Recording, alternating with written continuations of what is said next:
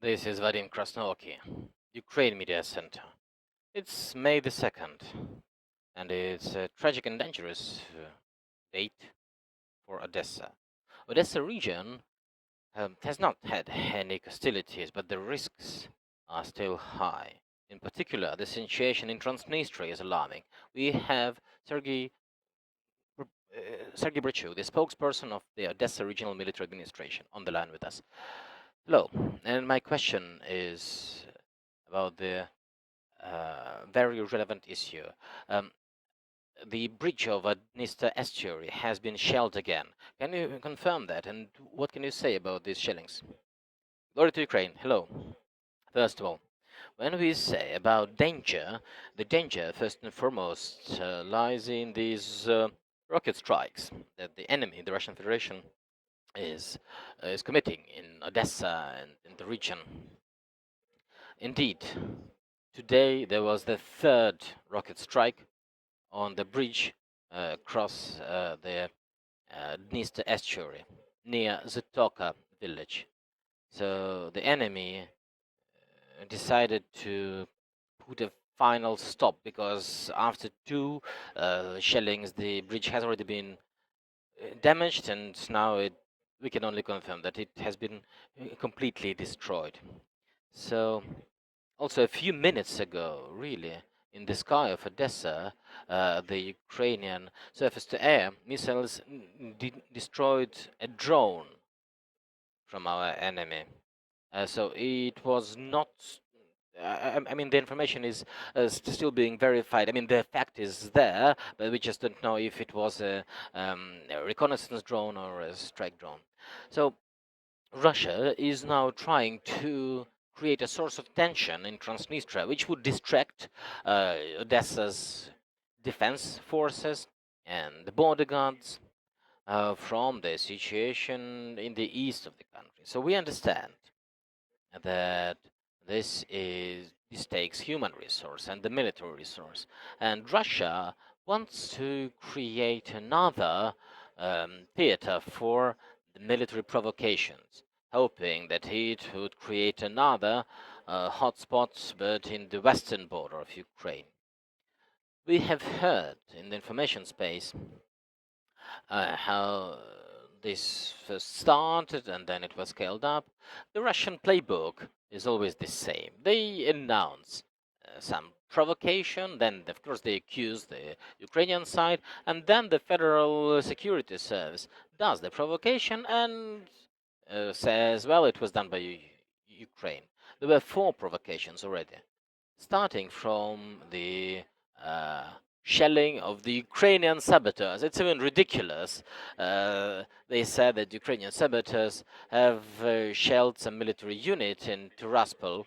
I don't actually know what that military unit is, but they have shown that some fence was damaged. Also, the weapon depot in Kovbasna village, that was the key thing. And there was also conversation about another provocation. That was the destruction of the radio towers. Actually, there is some positive thing for Ukraine because these towers were used to broadcast the Russian TV channels, and even it could be received in Ukrainian area, but now it stopped. And then they wanted to scale up the information warfare, and this is a signal not only for Ukraine but also for Moldova, because Transnistria is, of course, a big issue. It's temporarily occupied area of Moldova, but today there's been rumors about the Russian troops landing through the Tiraspol airport. They are preparing the runway for this, and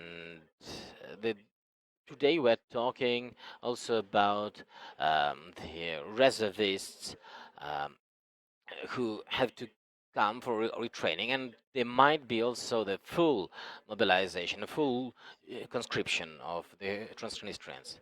However, when the first rumors of the possible conscription started, the Transnistrians took their cars and started leaving for Moldova or for Ukraine. And they say that, well, they want to be protected by Ukrainian armed forces.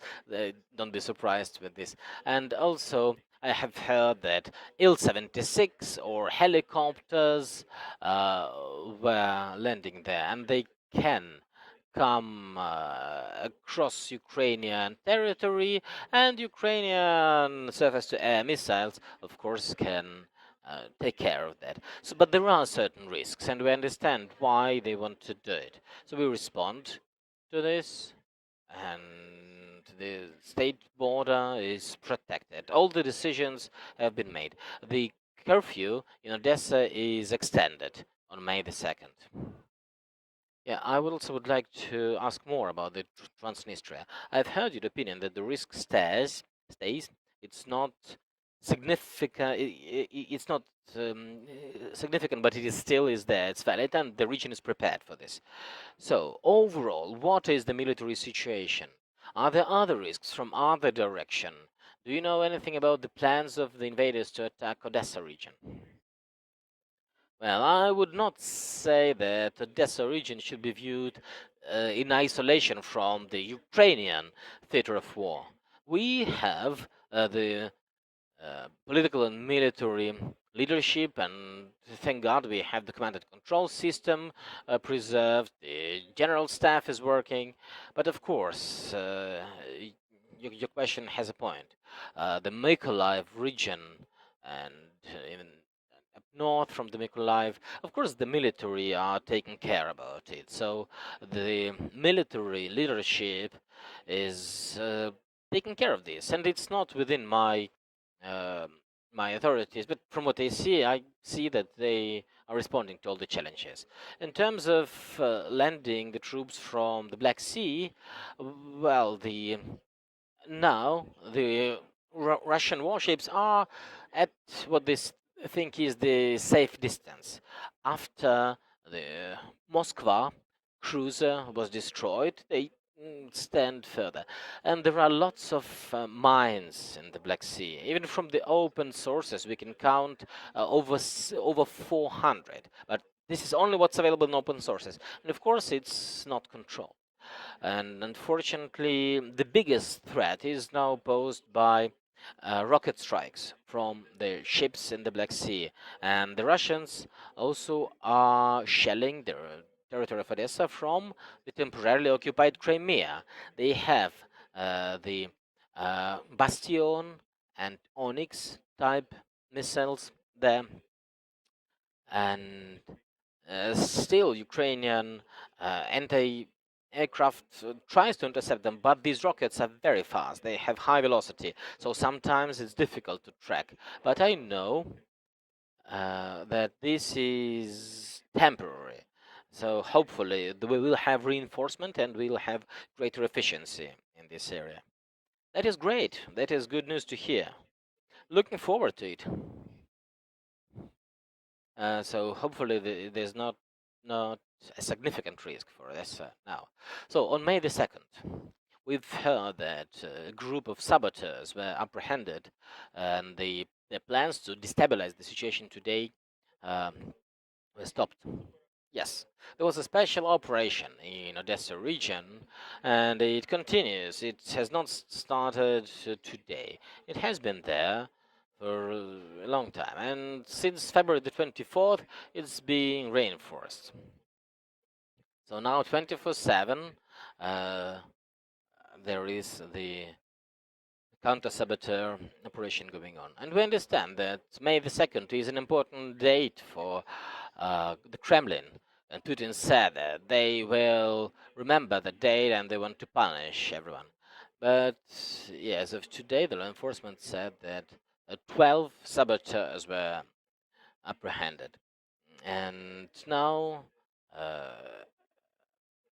the investigation goes on. There is preliminary information that they were coordinated from the circles of former MP Kiva.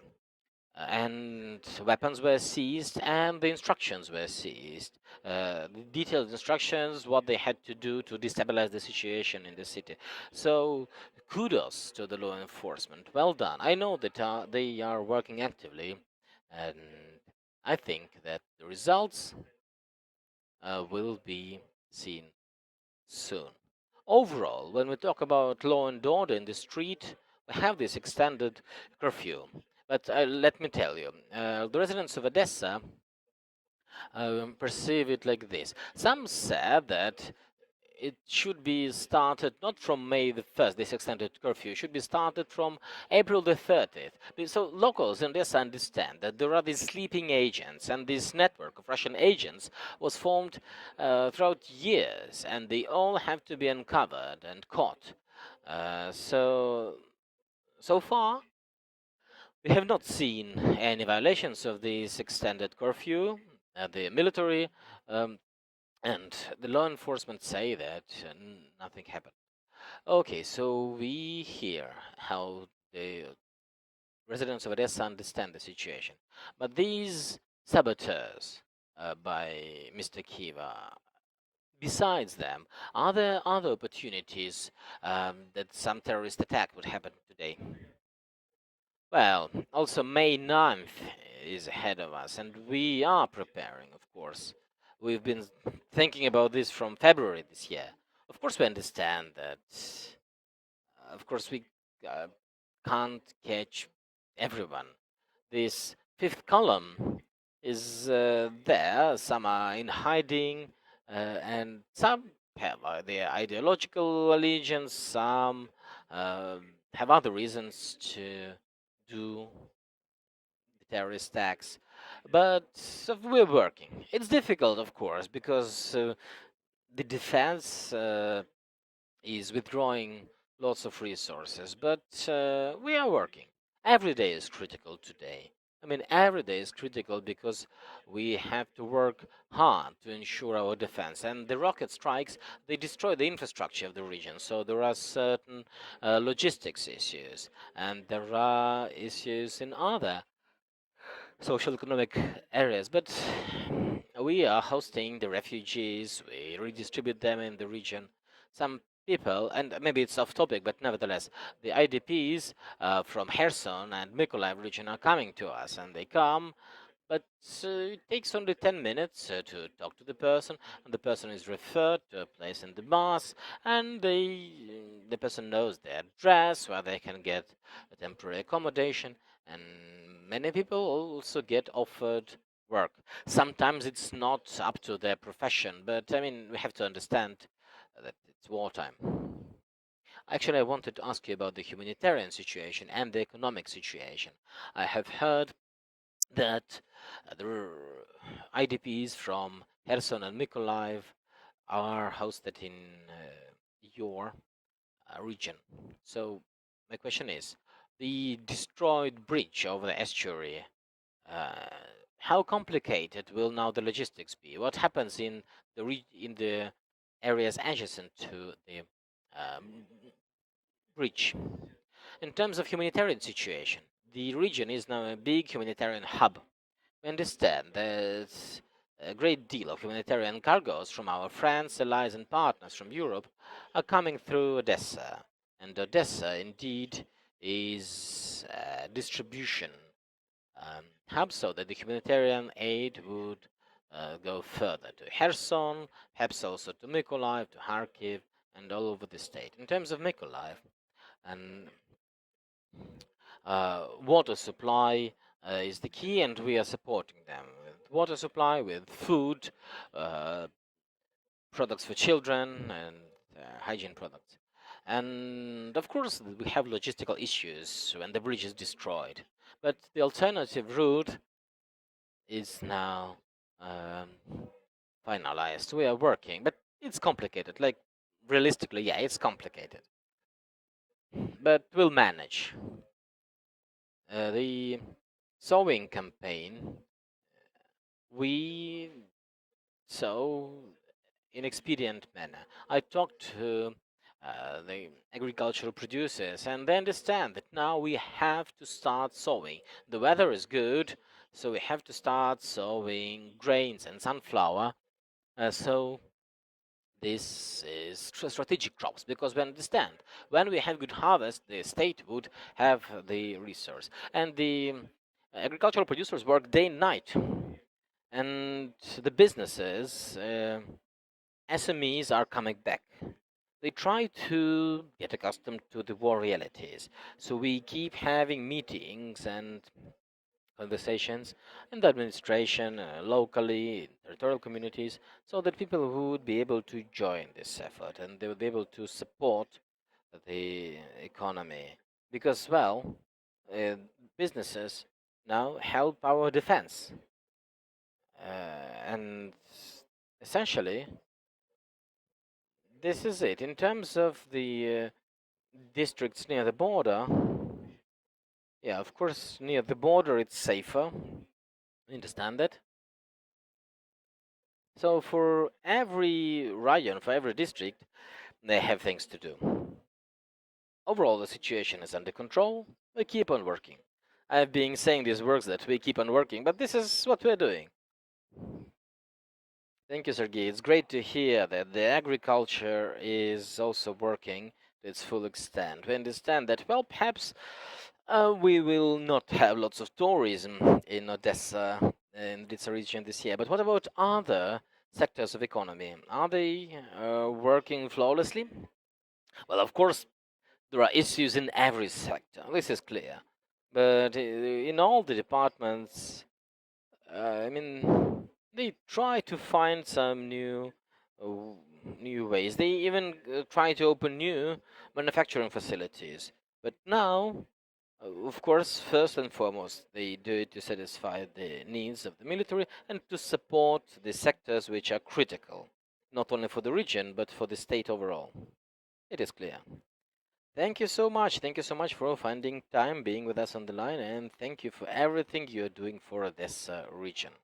We had Serhiy Bratchuk, the spokesperson of Odessa Regional Military Administration, on the line with us. I am Vadim Krasnooki, and this is Media Center Ukraine.